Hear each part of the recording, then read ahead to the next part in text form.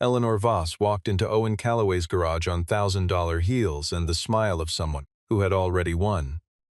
Inside was the smell of motor oil, the yellow wash of fluorescent lights, and a man wiping his hands on a rag that had seen better decades. She looked around, peeling walls, a corroded tin roof, a toolbox with a broken latch, and she laughed. "How much is this pile of scrap worth, Mr. Calloway?" she asked, as if the answer were obvious. She did not know what was waiting behind the steel door at the back of that room. Keep watching. What Owen Calloway kept locked behind that door was about to change everything Eleanor Voss thought she owned. The Maplewood neighborhood had been disappearing for the better part of 2 years, one lot at a time, until what remained looked less like a community and more like a mouth with most of its teeth pulled. Orange construction fencing stretched along 3 sides of the block, and beyond that fencing the old frame houses and corner shops were already gone, cleared to bare dirt and marked with survey stakes. Where the Hendersons had once grown tomatoes in their side yard, there was now a concrete foundation. Where the dry cleaner on the corner had stood for 40 years, there was nothing but a rectangle of fresh gravel, and in the middle of all that emptiness, exactly where it had always been, sat Owen Calloway's garage. Owen opened the roll-up door at 6:45 every morning, the same way he had opened it for 11 years. He was 41, broad through the shoulders, with hands that told you more about his life than any resume could, knuckles scarred from close work, palms roughened by 1,000 hours of grip, a permanent crescent of grease under the nail of his right thumb that no amount of soap fully removed. His hair had gone salt and pepper earlier than it should have, and his face was the kind that didn't give much away. He had chosen Maplewood deliberately, a dozen years ago, for the same reason most people had. It was a neighborhood that asked no questions and offered no pretensions. A working-class block where a man could open a garage and be left alone to do what he was good at. He had no particular interest in being known for anything beyond the quality of the work. 3 former employees had called him in the past month after hearing the news about Voss Capital's expansion plans, offering to come back and help him fight. He'd thanked each of them and told them no. He wasn't interested in dragging anyone else into whatever was coming. From the street, the garage looked exactly like what Eleanor Voss would later call it. The cinder block exterior was flaking along the south wall, the tin roof had a rust line above the second bay, and the sign reading Calloway Auto had lost its final letter at some point and no one had replaced it. Inside the front section were 2 bays, a lift, a tool chest, and enough work to keep one man busy. Owen handled everything himself now. Oil changes, diagnostics on older domestics that the dealerships wouldn't touch because the labor margins weren't worth their time. His customers drove 20 minutes out of their way to reach him because he was the kind of mechanic who fixed the actual problem on the first try. But at the back of the garage, separated from the working bays by a wall of drywall and a steel door with 2 deadbolts, there was another room entirely. No one in Maplewood had ever seen the inside of it. The few customers who asked were told it was storage. That seemed to satisfy them. A folded notice had been taped to the roll-up door when Owen arrived that morning, a printed announcement from Voss Capital Ventures about a community meeting the following Friday, to be held at the Maplewood Civic Hall, the subject line reading Neighborhood Development Information Session. Owen read it once, creased it along its original folds, and slid it into the back pocket of his jeans. He was under a customer's Jeep Cherokee by 7:15. The call came at 9:30. Isaac Drummond, Voss Capital's general counsel, introduced himself with the polished efficiency of someone who had performed this particular task many thousands of times. He said he understood Mr. Calloway had received prior correspondence, that the company valued good faith dialogue, and that he would like to arrange a private meeting before Friday's session to explore what he called alignment opportunities. Owen asked him directly. "You want to buy the garage?" Isaac confirmed. Owen said he would be at the meeting on Friday and ended the call. He put the phone face down on the tool chest and went back to work. That evening, after the last customer had collected their car and the front bays were empty, Owen stood at the steel door for a long moment. He didn't open it. He stood there with his hand on the deadbolt, the way a man stands before something he has carried for a long time without ever quite setting down. Then he turned off the fluorescent lights, walked out the side door, and locked up for the night. The construction crews packed up at 5, and in the hours between dusk and dawn, Maplewood was still the place it used to be, if you didn't look too carefully at the gaps where the houses had been. In the 41st floor office of Voss Capital Ventures, the entire Maplewood block was rendered in a three-dimensional site model that rotated slowly on the conference table's display screen. 34 acquisition agreements had been signed and filed. On the screen, 34 parcels glowed green. One narrow rectangle at the center of the block where the garage sat glowed red. Isaac stood at the table with a legal pad and reported that direct mail, 2 attorney letters, and a personal visit from a junior acquisitions associate had all been declined without counter-offer. Eleanor Voss listened without changing her expression. She drummed 2 fingers on the table once, then told Isaac she would go herself. Eleanor arrived at the garage on a Tuesday morning in a black Escalade. She stepped onto the cracked sidewalk in a charcoal blazer and slacks, gold-framed glasses, a phone in her left hand that she did not put away. She looked at the building for a moment from the curb. The way an architect looks at a structure they intend to demolish, then walked toward the door without knocking. Isaac followed, 2 steps behind. Owen was at the rear of the front bay, had heard the car pull up, and was already watching when Eleanor stepped inside. He was wiping his hands on a shop towel. He didn't move to greet her. Eleanor introduced herself briefly. Owen nodded.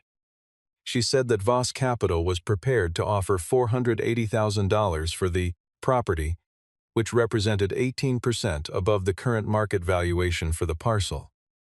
Owen listened without interrupting, and when she finished, he said, "It's not for sale." He said it the way people say things they have already made peace with, not aggressively, not defensively, just as a settled fact. Eleanor smiled. She was very good at absorbing that particular kind of answer and converting it into a negotiating position. She moved deeper into the garage without being invited, looked at the walls, the equipment, the 2 vehicles in the bays. Her expression was the kind of composed neutrality that took years to perfect and meant nothing in particular. She said she understood his attachment to the property, but that the surrounding parcels were already committed, the timeline was fixed, the financing was in place.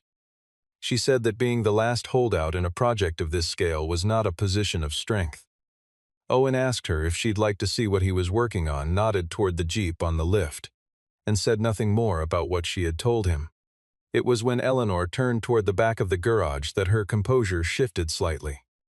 The steel door was flush with the wall, painted gray, equipped with 2 keyed deadbolts rather than 1. She walked to it and put her hand on the handle.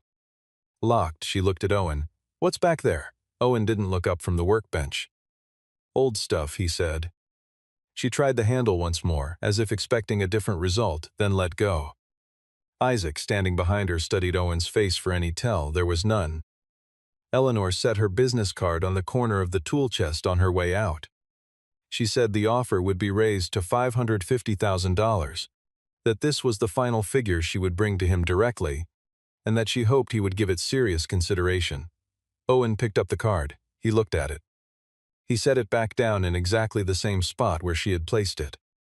Eleanor was already at the door. She didn't look back.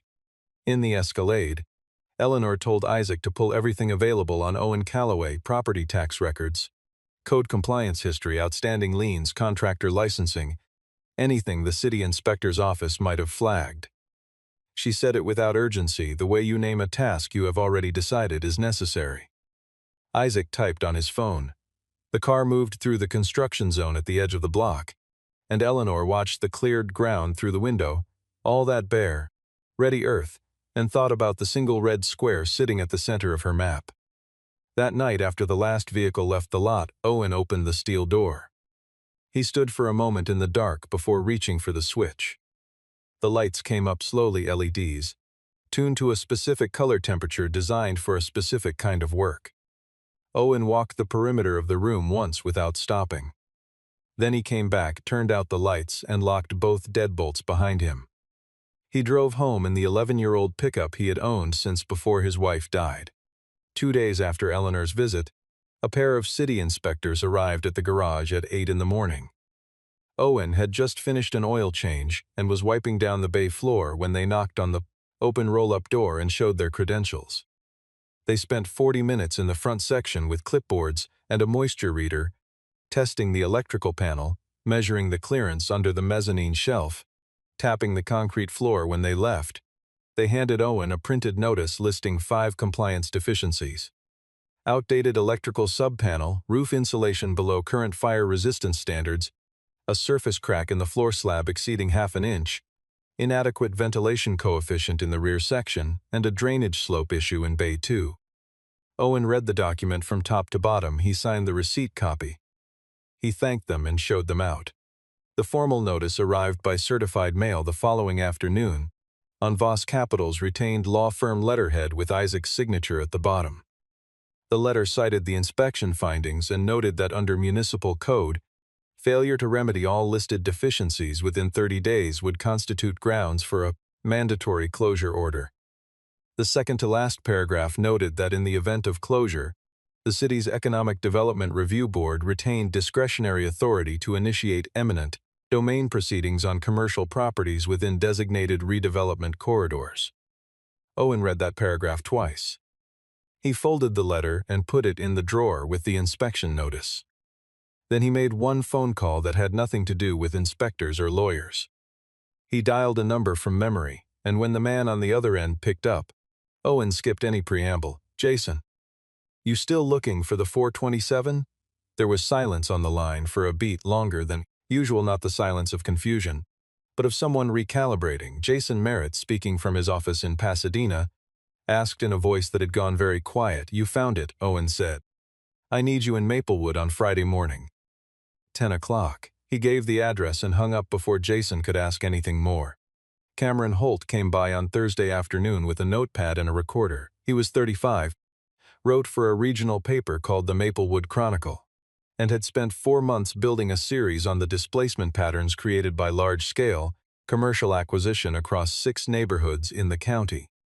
He had interviewed 12 former Maplewood residents, 3 city council members, and 2 of Eleanor's previous acquisition targets in other districts. He told Owen all of this and asked if he was willing to comment on the Voss Capital situation. Owen said he appreciated the work but had nothing to say about Voss Capital at the moment. Cameron asked if that was a permanent no or a temporary one. "Come by Friday morning at 10. If you want a real story, that's when I'll have one." He held Cameron's card in his fingers for a moment after the reporter left, then set it on the corner of the tool chest, not in the same spot where Eleanor's card had been. He noted the difference himself. On Thursday evening, Grace Whitfield stopped by. She was 67, had run the laundromat 3 doors down for most of her adult life, and had been the last other resident business owner to hold out for any length of time. She stood in the doorway of the garage with her coat on, not coming in, and told Owen she had signed that afternoon. Her voice was steady. She said she had gotten a fair price, and that she was going to her daughter's place in Raleigh, and that she thought it was time. Owen said she had done right. He meant it. She looked at him the way people look at someone they are not sure they will see again, then said goodnight and walked down the sidewalk. Owen watched her go until she turned the corner. He stayed at the garage until close to midnight. He opened the steel door and left it ajar. From outside, all anyone could have seen was the light, a warm amber rectangle cut into the back wall of the building, with the shadow of a man moving through it twice. Then the light went out and the night was quiet. Isaac called Eleanor at 11:15 to confirm that the compliance clock was officially running. 30 days. Eleanor asked whether Owen had made any contact with the city attorney's office. Isaac said no. She said, "He'll come around before Friday." She sounded certain she had learned, over many years and many transactions, to read the moment when resistance became acceptance, the point at which people stopped arguing terms and started negotiating exit. She believed Owen Calloway had already crossed that line. She was calculating on incomplete information. She did not know that yet. The Maplewood Civic Hall seated around 120, and by 7 o'clock on Friday evening it held something close to that number. The crowd was mixed.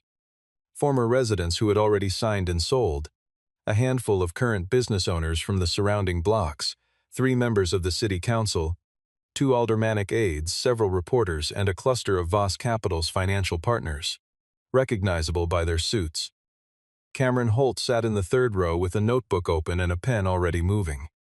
A large projection screen at the front of the room displayed a rotating three-dimensional rendering of the proposed development: tower glass, a restaurant promenade, an underground parking structure, a rooftop terrace, all of it luminous and smooth and architecturally precise. A name curved across the base of the rendering in clean sans serif type: Voss Maplewood Center. Eleanor Voss presented with the practiced ease of someone who had given this exact presentation in rooms very much like this one, enough times that the performance had become invisible. She moved through the figures clearly and without hesitation. A $200 million investment, 1,200 construction jobs, 450 permanent positions once the development opened, an estimated $4.5 million in annual municipal tax revenue. She discussed green building certification, community access plazas, and a public art fund seeded at $500,000. She thanked the residents who had participated in the acquisition process. She called the project a once-in-a-generation opportunity for the neighborhood. When she finished, the room gave her measured, genuine applause. The questions from the floor were mostly procedural: traffic studies, phasing schedules, the relocation assistance program for tenants who had been renting rather than owning. Eleanor handled each one smoothly, deferring to Isaac where specific figures were needed. Then a man near the back of the hall raised his hand and asked, in a voice that was not unfriendly, about the one parcel not yet under agreement, the garage on the south end of the block. Eleanor turned to face the question with a composed smile. She said that Voss Capital had made every good faith effort to reach a mutually agreeable arrangement with the property owner in question, and that regrettably some individuals found it difficult to move forward when they were very attached to what things had once been. She said it gently, with a brief pause at the end that left just enough space for the light laughter that followed. Owen Calloway was sitting in a folding chair in the back row, third from the end. He was wearing a dark flannel shirt and clean jeans and had brought nothing with him: no notes, no folder, no phone on the table in front of him. When the laughter settled, he raised his hand and stood. Eleanor recognized him and gave a small nod. "I have a few questions about the eminent domain procedure," he said. His voice was level and carried clearly without the microphone. "Specifically about the classification threshold for commercial properties within a designated redevelopment corridor." Isaac's pen stopped moving. Owen asked 3 questions. The first was about the statutory timeline between a mandatory closure notice and an eminent domain referral under the municipal code cited in his compliance letter. The second was about the evidentiary standard required for the review board to approve a redevelopment classification on a commercially operating property with no prior ownership disputes. The third was about whether the inspection report triggering the compliance notice had been independently verified or filed through the Development Authority's affiliated review office. Each question was precise, each question was correct. He asked them with the measured patience of someone who had already done the research and was now, for the record, asking out loud. Eleanor answered the first 2 with measured confidence, but on the third her answer ran slightly longer than it needed to, and Isaac looked down at his legal pad and did not look back up. Eleanor moved back to the larger ground. She addressed the room, not Owen, when she continued. She said she understood it was difficult for some people to see change coming to a neighborhood they had known for a long time, and that Voss Capital had been at every step, operating within every legal and ethical framework available. She looked at Owen when she said the next part. She said, "With all due respect, Mr. Calloway, you are operating a deteriorating structure on a parcel valued at under $500,000. What Voss Capital is proposing to bring to this community has real value that cannot be held hostage by one building that, frankly, has more in common with a salvage yard than a functioning business." Isaac stood and moved to the front of the room. He clicked to a new slide, a scanned copy of Owen's compliance notice, enlarged and annotated in red, projected on the screen for the full room to read. He walked through each of the 5 deficiencies with brisk, lawyerly precision and concluded by noting that from a municipal code perspective, the structure in its current state was technically ineligible for continued commercial operation. He used the phrase scrap metal value, not cruelly but matter-of-factly, like a man reading a line item from an actuarial table. Someone near the front of the hall made a soft sound that might have been agreement. Owen Calloway sat down. He did not look embarrassed. He sat down slowly, the way a man sits when he knows something the rest of the room doesn't, and he looked at the projection screen with an expression that Cameron Holt would later describe in print as almost amused. Eleanor watched him from the front of the room and decided the expression meant resignation. She was wrong about that. After the meeting adjourned and Eleanor was shaking hands with the council members near the door, Cameron Holt intercepted Owen in the side corridor. He asked what the 3 questions had been about. Owen looked at him for a moment, then said, "Come to the garage tomorrow morning." 10 o'clock, he walked out into the night. Cameron stood in the corridor for a moment with his pen in his hand, looking after him, then wrote a single line in his notebook and circled it twice. Cameron Holt arrived at 9:58. He parked on the street and saw a silver SUV with California plates already at the curb, a man, sitting in the driver's seat, not on his phone, just watching the garage with an expression that was difficult to name. Cameron walked past him, nodded. The man nodded back but didn't speak. Owen opened the side door before Cameron knocked inside. The front bays were as they always were, the lift, the tool chest, a sedan on jack stands awaiting a brake job. Owen poured 3 cups of coffee and carried 2 of them to the entrance, then leaned out to wave at the man in the California SUV. The man got out of the car and came inside. He was 58, lean, gray-haired, with a collector's habit of looking at anything mechanical the way other people look at art. He introduced himself as Jason Merritt. He and Owen shook hands without excessive greeting. It was clear they had known each other for a long time in the way that people who have worked at the same high level of something technical tend to know each other, not with warmth exactly, but with a kind of mutual fluency. Owen finished his coffee without explaining anything. He said simply, "Come on," and walked toward the back of the garage. Cameron followed. Jason followed Cameron. They passed the tool chests and the lift, reached the end of the second bay, and stopped in front of the steel door. Owen took a key from his front pocket, an old brass key on a plain ring, fit it to the upper lock. Then the lower, he pushed the door open and reached inside. The lights came on, not the yellow hum of fluorescent tubes, but clean, cold LED arrays hung in 2 rows from a ceiling that was, in contrast to everything on the other side of the wall, insulated and finished and precisely maintained. The floor was smooth epoxy, a neutral gray beige. The walls were lined with perforated steel panels. A dehumidifier ran quietly in the far corner, and the air in the room was different from the air in the rest of the building. Drier, cooler. Still, Cameron stepped inside and stopped. Jason stepped inside and stopped. There were 4 automobiles. They were arranged with the careful spacing of objects that have been placed to be seen, not stored. No tarps, no oil drips on the floor beneath them. Their paint surfaces caught the LED light the way glass catches morning sun, with a clarity that did not seem like something that should exist outside of a museum. The first car was positioned at the front left of the room. It was a 1967 Shelby GT500 in Brittany blue, with twin white racing stripes running hood to tail, chrome side pipes, and an engine that, even standing still, seemed to take up more space than physics should have allowed. Jason walked directly to it without looking at anything else. He crouched at the driver's door and looked at the VIN plate through the glass. He stood up. He walked around the front. He crouched again at the passenger's side and examined the door jamb data tag for a long moment. He stood up and looked at Owen.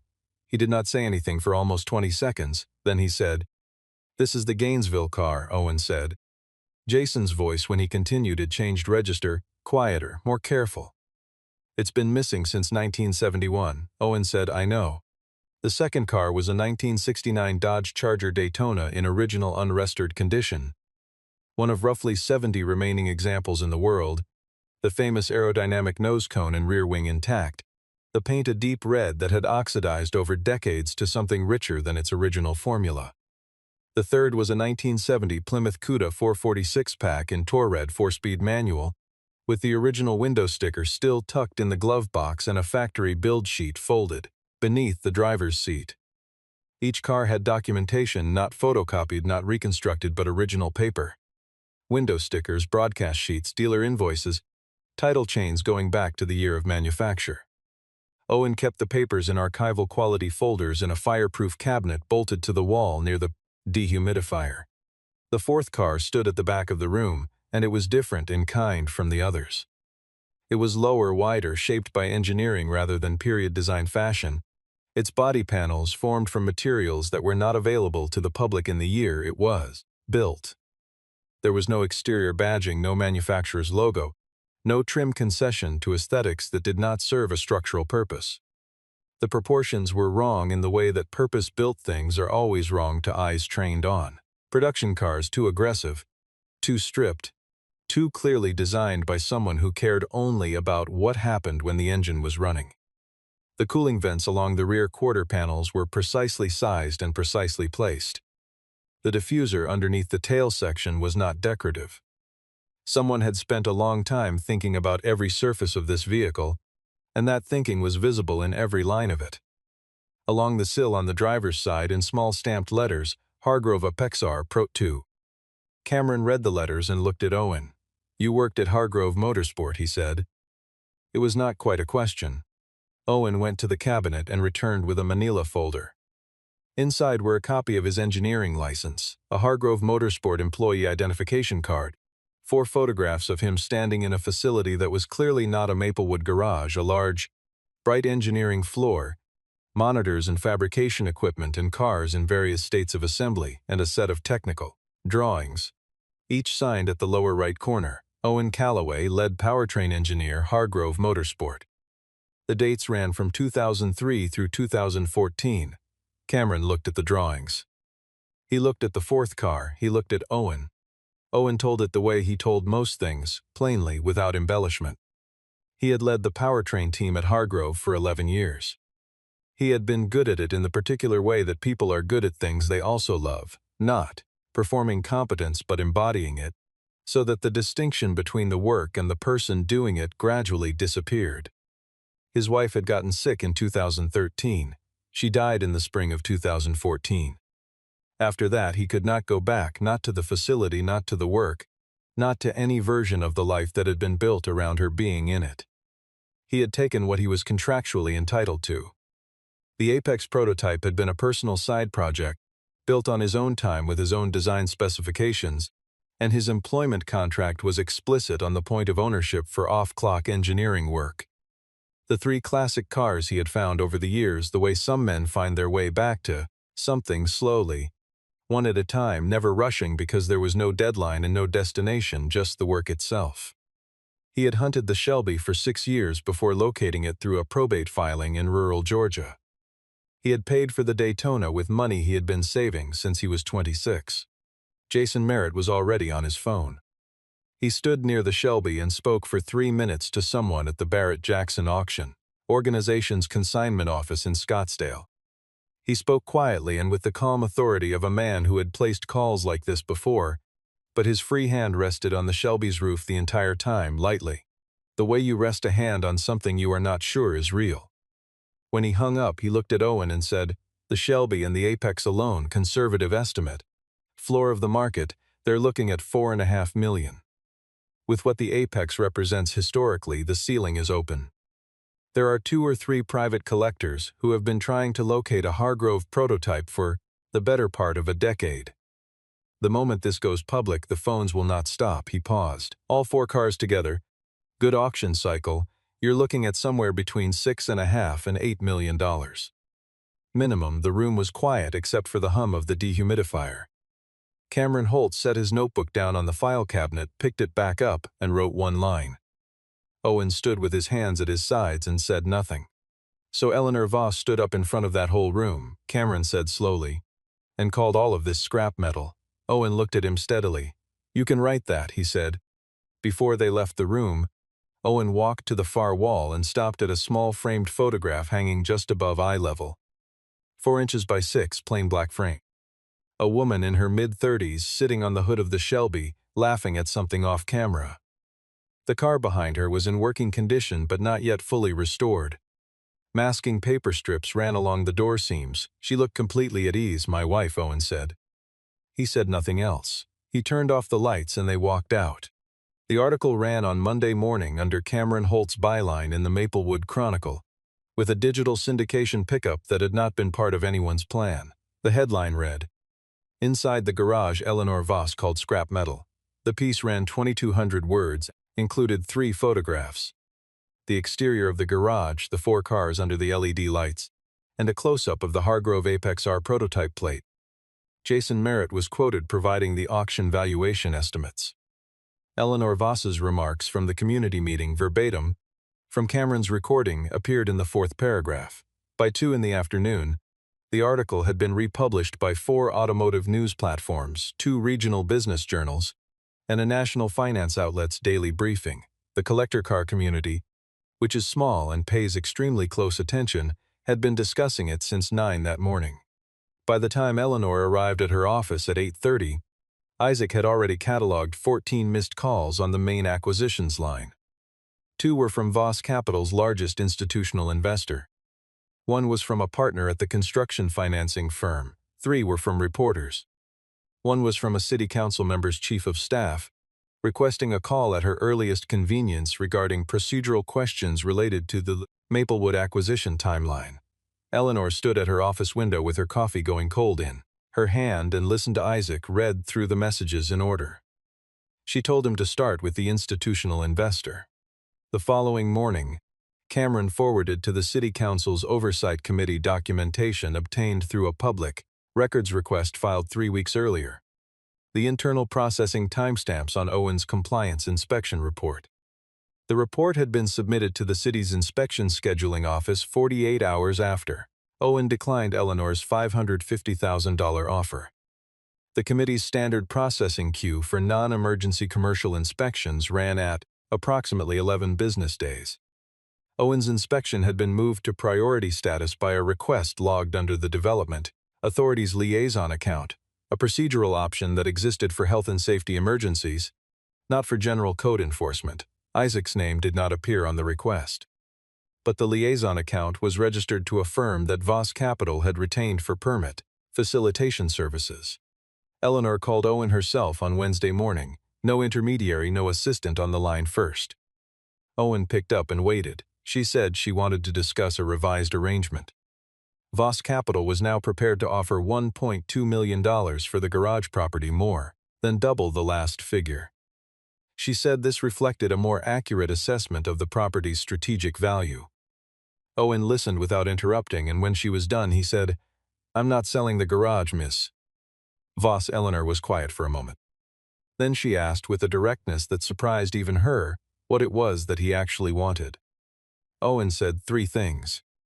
First, the 3 eastern parcels on the Maplewood block that you have acquired but have not broken ground on yet.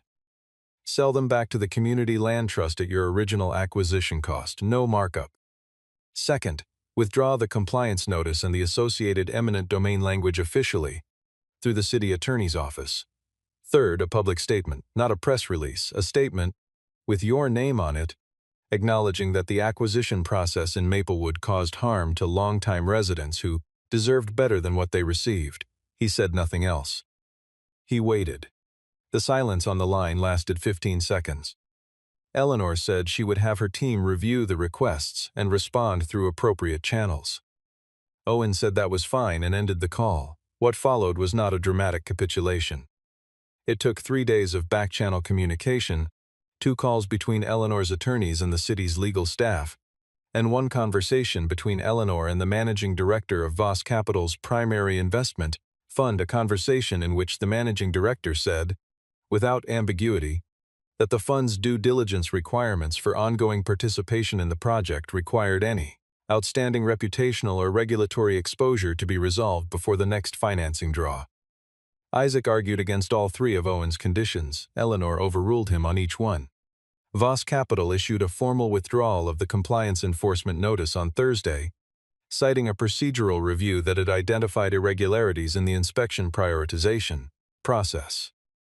The same day, the company executed transfer agreements on the 3 eastern parcels to the Maplewood Community Land Trust at the original acquisition cost, a total of $940,000 below current market value.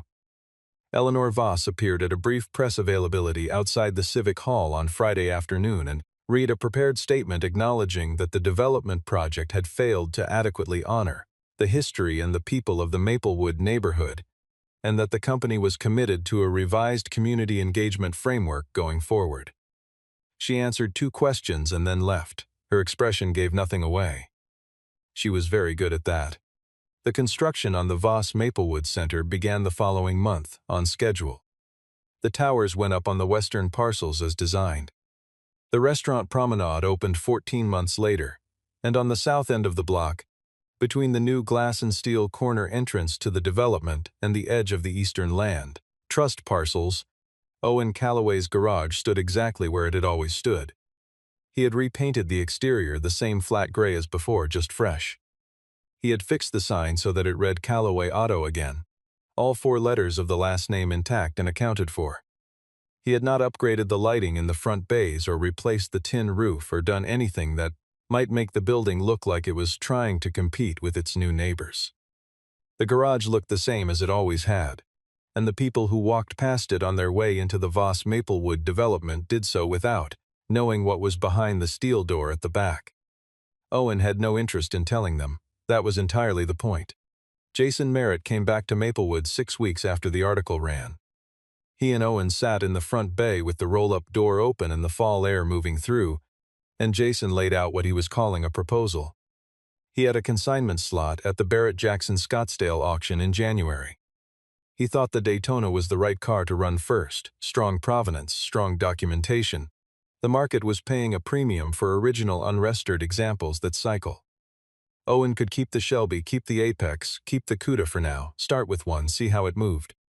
Owen looked at the proposal documents for a long moment without speaking. Then he said the Daytona made sense. They shook hands across the corner of the tool chest. It was the first business decision Owen had made about the cars since the year his wife died. It felt, he would later admit to no one in particular, like exactly the right speed. That evening Owen sat alone in the back room with the overhead lights on their lowest setting, warm amber he preferred when he was not working. The Shelby was in front of him, the Apex was to his left. He didn't work on anything. He didn't make calls. He sat in the chair he had owned for 15 years and looked at the cars, and at the photograph on the wall, and at the light on the paint, and at all the time that had moved through this room without anyone outside it knowing what was in here. Eleanor Voss had stood 40 feet from this door and called it a salvage yard. She had stood in front of 100 people and said the words out loud. And Owen had sat in a folding chair and listened, and the thing he had felt was not anger. It was closer to patience, the patience of a man who has been waiting a long time for something to become clear, and who could see in that moment that it was finally about to. The garage had never been scrap metal. It had only ever been something that Eleanor Voss did not have the equipment to see.